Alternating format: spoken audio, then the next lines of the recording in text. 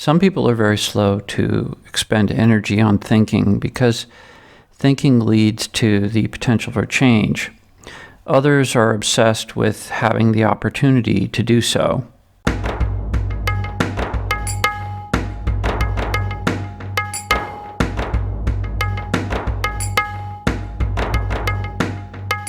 In the Sherlock Holmes stories of Arthur Conan Doyle, Holmes often can be seen languishing in agony over the lack of stimuli, the boredom and ennui of city life in 19th century London.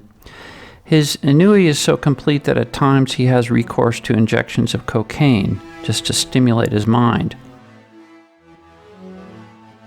If you think of the investigations Dr. Watson documents, it is apparent that Holmes is actually far less rational and far more intuitive than he appears.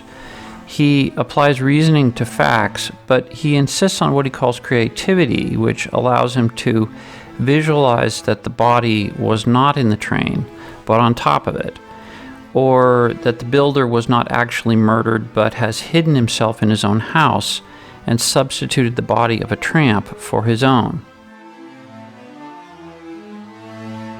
In these inquiries, Holmes applies considerable concentration and, at least in one case, an ounce of shag tobacco to focus his thoughts. That much tobacco does not produce a mental state readily favorable towards reasoning, but rather to the intuition, to flights of intellectual fantasy, heart palpitations, and probably morbid curiosity. We know what a completely reasoning machine would look like today because we have constructed them. They're called computers. Computer programming and computational problem solving as we understand them now look very different from the mind of the great detective. Calculators do not provide flashes of insight. Laptops are not fountains of inspirational wisdom. Nor would we expect Holmes to become a computer programmer. It would be much too boring an occupation for him. I should explain for those who have not labored by going through the episodes in this series what I mean by a story signal and a transformation, because we're going to talk about those. Stories are quanta of human understanding and have to be transmitted as signals. Our individual animal consciousness is unable to touch another directly. We need to construct a story, and that story has to be memorable enough to be worth telling, and then it has to be sent as a signal from one person to another, or more often these days to a crowd. A transformation is the experience of that story, which I mean in the sense of ontogeny, something which is felt, experienced, and then actually causes change to the life path of a person. If a story is the quantum of human understanding, a transformation is what happens when that story signal is successfully received and integrated. It also happens to be the original experience of the creative mind, because in order to tell a story, one has to first compose it, or dream it, or perhaps sometimes experience it. But what transformation does Holmes attempt to achieve? Towards what end does he strive? The great mind of Holmes is deeply engaged in contemplating one of the seminal acts of modernity, crime. And not just any crime, but typically that of the capital crime of murder. Crime, and in particular murder, is so ubiquitously presented as a story signal then and now that it begs for an explanation as to why this is the case. I won't hold you in suspense. Crime is portrayed over and over so it can be solved via the law enforcement and judicial processes. The crowd needs to see crime portrayed and then solved over and over because it helps bind the crowd together. These narratives are like stabilizers. The crowd also needs to see law enforcement use violence and work through the rationalizations for that ugly approach, because otherwise uncomfortable questions about the failures of Western democracies would become all too evident. Like, how did all those bad guys get so many guns? Why is there a drug trade? Who actually benefits from it? And, questions like that. If we go back to Conan Doyle, one of the reasons Holmes is so impressive is that he is presented in contrast to the bumbling, somewhat stupid law enforcement of his day. And yet the judicial process of the assizes is presented with a finality about it that is as certain as death and taxes. Arthur Conan Doyle is not exactly a liberal. Holmes does not concern himself with the social reality of 19th century London, which was horrible. There's no harm in employing a group of orphaned or runaway boys as the Bakersfield irregulars for a few shillings. Nor is there any surprise in the poverty and filth in which the underclass of London subsists. Holmes reflects the times that he was constructed in.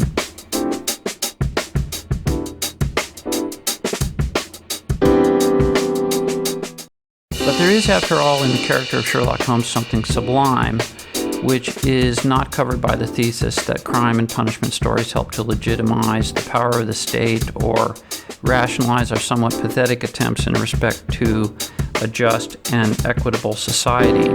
After all, during the time that Arthur Conan Doyle was writing and being published in the Strand, there were many other authors writing similar crime fiction, not one or two. Crime fiction was immensely popular, and it still is, but the thing is, we don't remember those other authors or their characters. We remember Conan Doyle's character, we remember Sherlock Holmes. So, you could ask, why is that? Well, Conan Doyle quite forcibly portrays Holmes as a man in the grip of a daemon. The Holmes character seeks continually for the opportunity to exercise a particular transformation. And it's a full-body experience requiring both physical exertion and mental stamina to achieve. And it's essentially the same over and over in every Holmes story. It's like an orgasm, but it doesn't involve the sexual organs. It's rather intellectual and intuitive. The creativity Holmes experiences when he conceives the solution to the mystery requires him to construct a story, a narrative, which fits the facts in such a way that what is hidden to everyone else becomes clear to him. So he has the satisfaction of that transformation. It's not just an idea or an emotion or an intuition which Holmes delivers to his client, but a complete narrative of what has happened. So Holmes often achieves this rapturous state, but then chooses not to reveal the answer. He holds it in. In some scenarios, he feels dissed by the client, or perhaps he wants to put on a show for his associates to further heighten the enjoyment of the levels that he has risen to. There are ideas which are new and unique in modernity, like the Guernica by Picasso or Thomas Edison's light bulb. These are things which we know and can tell the story about how they came about because we have learned those stories, we were taught them. But there are much older ideas. So if you think of the mental landscape of a human being as an archaeological dig, an archaeology of the mind is going on there. Because any human being you would like to shine a light on, they have both very old and also very new ideas in their head. For well-established ideas, that passion, that whole body experience, which allows an idea to come into human consciousness, that idea did not come from that person through the creative process of an originating transformation. It was experienced that way maybe, thousands of years ago. There was a time when people had never seen a wheel. Let's take the wheel. There was a time when no one had seen one, but there was a body experience, such as using the arms and hands to grind grain with a millstone, or some other experience in which someone, or maybe many people over many occurrences, experienced what going in a repeating circular motion was. And that was the invention of the wheel. Not the wheel that we know, but the idea of the wheel as an existential experience which would be then made into artifacts like the water wheel or the rolling millstone or a wheelbarrow, something like that. So that was the beginning of the wheel. What we know as the conception of a wheel, that idea today, does not have to be reinvented by us because we are exposed to it simply as an environmental feature. It is part of the landscape, it's like a tree. It doesn't call for any thought. But in the human world, ideas like the wheel had to be brought into existence because you can't grow a wheel. If we go back to Conan Doyle and we look at crimes in the stories, they are unique. And in the Holmes narratives, the creativity actually, perhaps strangely, is with the criminals. The criminal does something so remarkable that it becomes worthy of being encoded as a story.